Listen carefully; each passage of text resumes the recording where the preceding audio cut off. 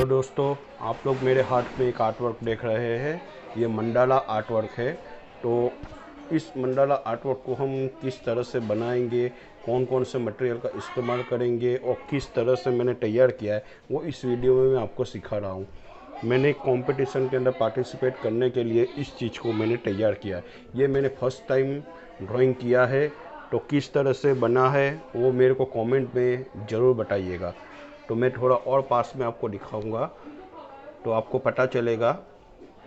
इस कंपटीशन का थीम था पॉजिटिविटी और मंडाला आर्ट करके हमें बताना था। तो मैंने कोशिश की है।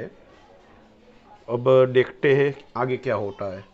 तो इस वीडियो को अंदर आपको यही सब चीज़ें देखने को मिलेगी, किस तरह से मैंने ड्राइंग करने के बाद और किस तरह से मार्कर और रेड पेन का इस्तेमाल किया है, वो मैं यहाँ पे बताने वाला हूँ।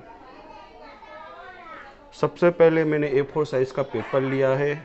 उसको चारों ओर से 1 इंच का माप लेकर एक बॉक्स तैयार किया है। उस बॉक्स के अंदर से मैंने 4 पॉइंट निकाल कर बीच का मिडल पॉइंट निकाला है और उसके बाद कंपास की मदद से, राउंडर की मदद से बहुत सारे सर्कल मैंने तैयार किए।